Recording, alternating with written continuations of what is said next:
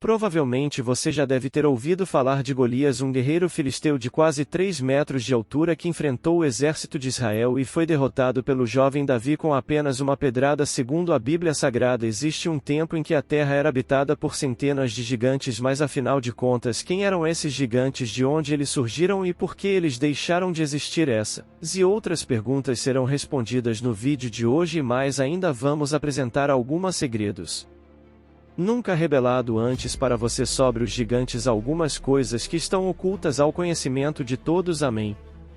Antes de começarmos, confira o link no comentário fixado. Temos um e-book completo com todas as 250 questões mais difíceis da Bíblia respondidas baseadas na Bíblia. Além de você adquirir conhecimento comprando nosso e-book, nos ajuda a manter a pregação através desse canal. Amém. Dando continuidade no vídeo, segundo o livro de Gênesis, os Netflix, que no hebraico significa caídos, os seres violentos que habitavam a terra antes do grande dilúvio de 40 dias existiram e são reais, baseados na própria Bíblia. Veja o que está escrito em Gênesis capítulo 6. Quando os homens começaram a multiplicar-se na terra, eles nasceram filhas. Os filhos de Deus viram que as filhas dos homens eram bonitas e escolheram para si aquelas que se agradaram. Naqueles dias havia nefilins na terra, e também posteriormente, quando os filhos de Deus possuíram as filhas dos homens e elas lhe deram filhos, eles foram os heróis do passado, homens famosos. Até mesmo originaram diversas religiões, os deuses gregos e os semideuses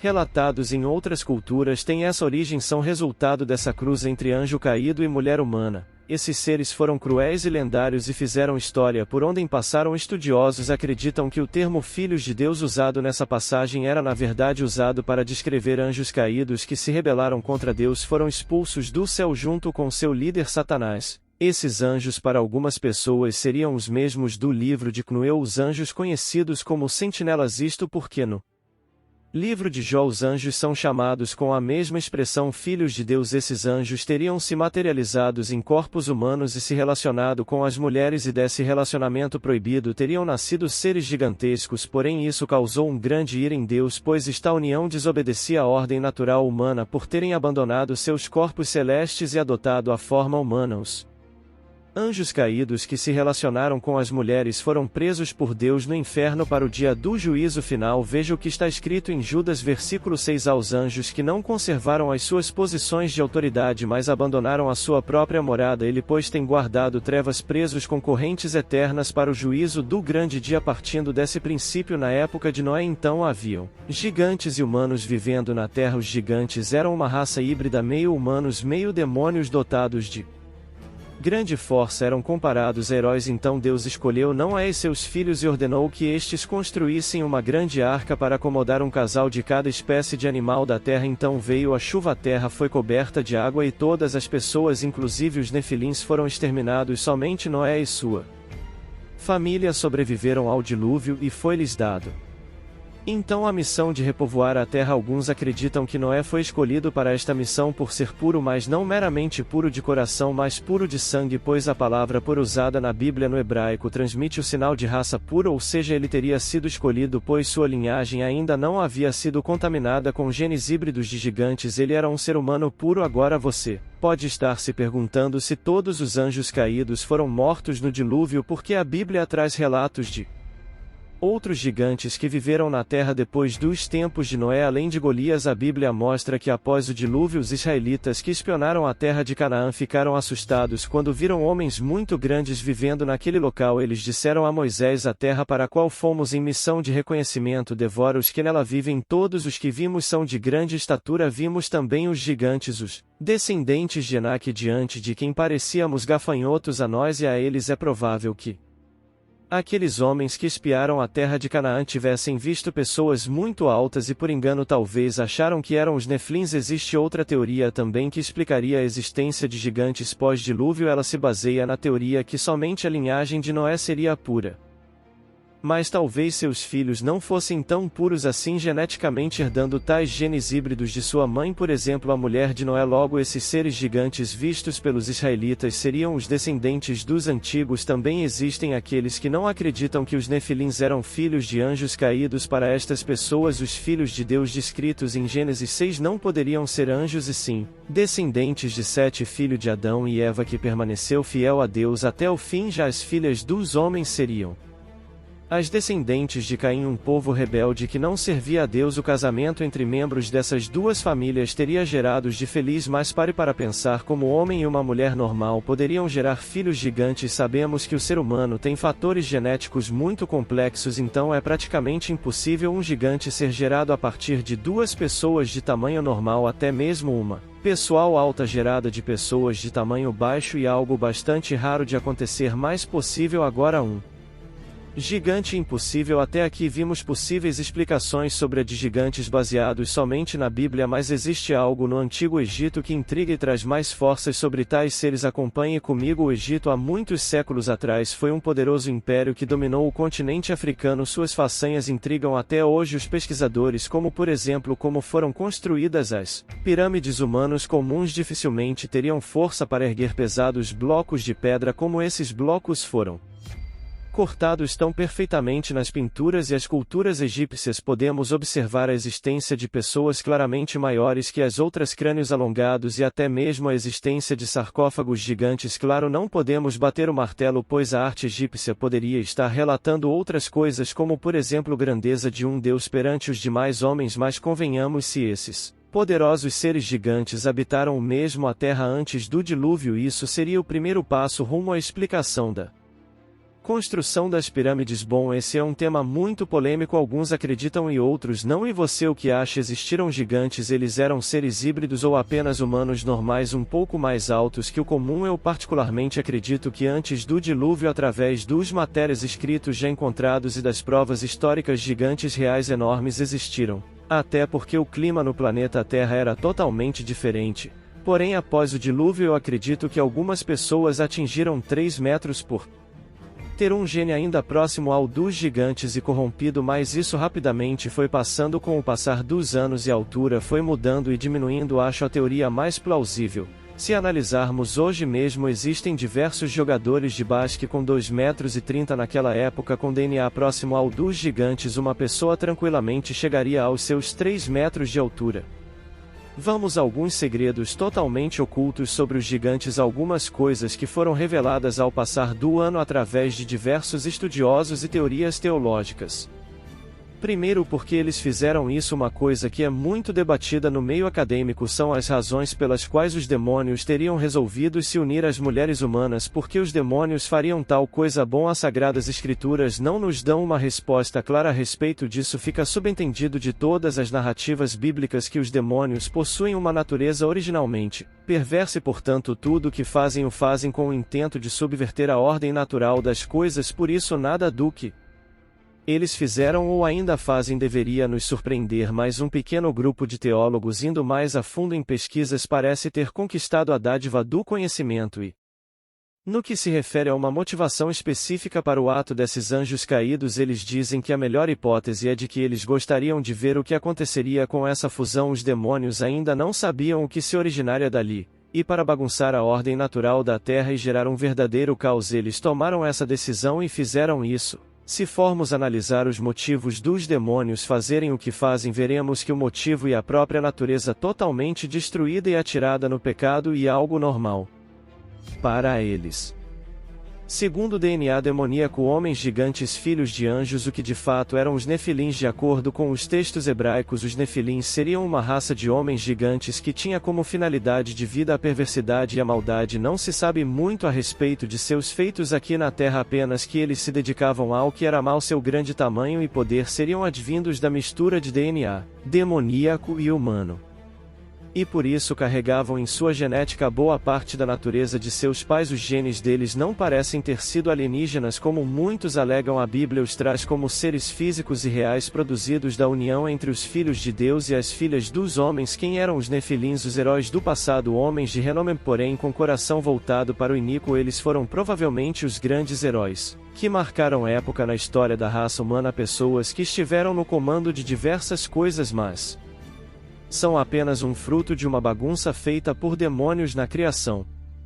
Em terceiro, a causa do dilúvio. Segundo estudiosos, a maior razão para que Deus tenha enviado do dilúvio ao mundo na época de Noé teriam sido os gigantes e sua maldade disseminada na terra, e isso pode ser visto na Bíblia, pois os textos bíblicos narram que logo após o surgimento dos nefilins também é mencionado o grande aumento da maldade no globo. Viu o Senhor que a maldade do homem se havia multiplicado na terra e que era continuamente mal todo o desígnio do seu coração. Então se arrependeu o Senhor de ter feito o homem na terra, e isso lhe pesou no coração. Disse: Senhor, farei desaparecer da face da terra o homem que criei, o homem e o animal. Gênesis 6 versículos 5 a 7. Segundo a história bíblica, Deus derramou um grande dilúvio sobre o mundo, matando a tudo e a todos, incluindo os gigantes, para assim repovar a terra por completo. Essa foi a forma que Deus utilizou para trazer luz ao mundo, já que aquela civilização estava totalmente perdida e entregue ao pecado. A última descoberta: quem falou que eram gigantes? O livro de Enoque relata que anjos se casaram com mulheres humanas e daí surgiu a prole de gigantes, e nos parece que ele é o único que afirma de forma inconteste que os nefilins eram seres gigantes, mas o livro de Enoque apócrifo e segundo a Igreja não pode ser utilizado como arrimo para interpretação dos textos bíblicos. Judeus e cristãos primitivos sempre consideraram um livro impreciso, mesmo que os seus textos dessem lampejos de verdade certo que há outras passagens bíblicas, especificamente em Gênesis e em Números, que parecem apontar esses seres como gigantes, mas da forma como os textos foram construídos pelos escritores e dado o contexto que envolve a narrativa, que são apenas indícios da grande estatura desses seres. Salvo o grande Golias de altura, seria essa estatura desses maiores que aos demais fica a dúvida. Mesmo que todo mundo que leva a sério o estudo bíblico considere o livro de Enoque uma piada, talvez algumas informações estejam certas. Sim, não existe nenhum mal nisso. Talvez a parte dos gigantes do livro de Enoque tenha um fundamento através de relatos ao decorrer da história, e a própria Bíblia parece embaçado essa teoria, mas temos que sempre ter muita cautela ao analisar esses livros polêmicos. Vamos agora nos aprofundar no livro de Enoque, o livro que não entrou na Bíblia, por não ser confiável, porém algumas verdades podem sim estar contidas nesse livro, já que o próprio Judas fez uma clara referência ao livro de Enoque.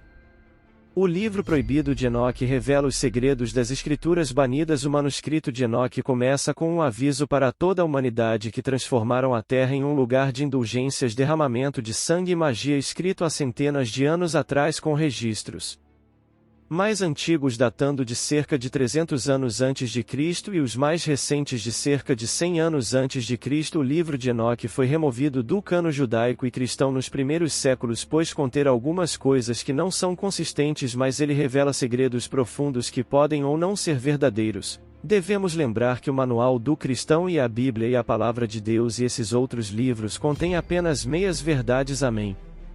Anjos caídos e do fato de terem pecado na terra ao se unirem a mulheres humanas e revelarem a elas segredos celestiais para os quais a humanidade não estava preparada. O livro dos vigilantes. Este livro marca o início do manuscrito. Foi escrito por volta de 300 anos antes de Cristo e descreve a queda dos vigilantes ou anjos caídos, que se tornaram os pais dos nefilins. Gênesis também apresenta os relatos das viagens de Enoque aos céus. O livro começa com uma introdução declarando que Enoque era um homem justo cujos olhos foram abertos por Deus para que ele visse as visões enviadas pelo Santo nos céus. Ele viu os filhos de Deus e ouviu tudo sobre eles, e ele sabia o que viu, mas o que ele viu não aconteceria com esta geração, mas com uma futura geração. O livro também nos conta que Deus virá à terra com seus exércitos no Monte Sinai para julgar a humanidade. Como todas as coisas são predestinadas por Deus e acontecerão no tempo apropriado, os pecadores serão destruídos e os justos e grandes continuarão a viver na luz, alegria e paz. A primeira seção do livro descreve a interação dos anjos caídos com a humanidade, os outros 199 anjos caídos a tomar mulheres humanas para si para gerarem filhos, e Senjasa, que era o líder deles, disse-lhes: temos que vocês não se comprometam de verdade com esta ação, e serei eu sozinho quem pagará a punição por um grande pecado e todo. Eles responderam e disseram a ele: vamos todos nos comprometer e nos unir em maldição mútua, e não desistiremos deste plano. Mas o realizaremos. Então todos eles juraram juntos e se comprometeram com ele através de maldições mútuas. Eram um total de 200. Eles desceram ao Monte Hermon nos dias de Jared e chamaram no Monte Hermon porque juraram e se comprometeram mutuamente. Isso leva à criação dos Nefilins ou gigantes, como descrito no livro. Eles engravidaram e deram à luz gigantes cuja altura era de 3.000 cúbitos. Estes devoraram toda a tolice dos homens. Eles causaram grandes destruições e o caos reinou na terra. O livro também trata da corrupção dos humanos pelos anjos caídos, especialmente por Azazel, e Azazel ensinou os homens a fazerem espadas, facas, escudos e couraças, e a eles a arte de trabalhar com metais da terra, e ele ensinou-lhes os braceletes, o enfeite dos olhos, os ornamentos, o uso de cosméticos, os benfeites, as pinturas, o alisamento das pedras preciosas, todas as tintas e tinturas, e muitas maldades surgiram, e eles cometeram fornicação e foram seduzidos e perderam-se em todos os seus caminhos. E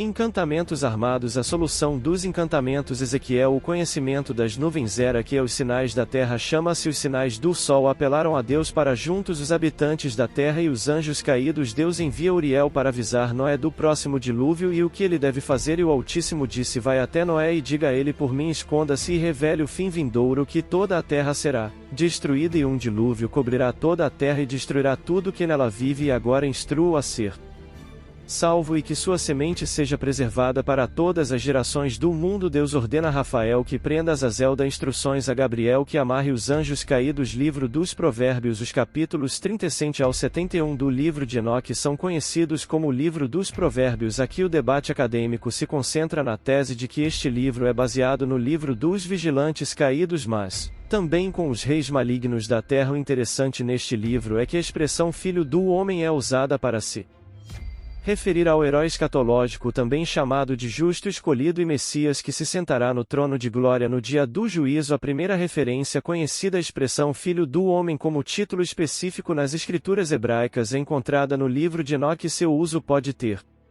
desempenhado um papel no entendimento e uso do título pelos primeiros cristãos. O livro astronômico. Foram encontradas 4 edições fragmentadas do livro astronômico de Enoque. Este livro contém descrições do movimento dos corpos celestes, bem como o conhecimento do cosmos revelado a Enoque em suas viagens guiadas. No livro dos jubileus usado pela seita do Mar Morto, o ano consistia em 364 dias divididos em 4 estações iguais, cada uma com 91 dias. Cada estação consistia em 3 meses iguais com 30 dias cada, mais um dia adicional no final do terceiro mês. Assim, o ano total consistia em exatamente 52 semanas cada ano. A estação começava sempre na quarta-feira, o quarto dia da criação, como é contado em Gênesis, o dia em que as luzes no céu, as estações, os dias e os anos foram criados. O livro dos sonhos. Ele contém visões da história de Israel até o que a maioria interpreta como a revolta dos Macabeus, datando do tempo dos Macabeus em torno de 150 anos antes de Cristo. De acordo com a Igreja Ortodoxa Etíope, foi escrito antes do dilúvio bíblico. O livro continua com visões e representações alegóricas da história de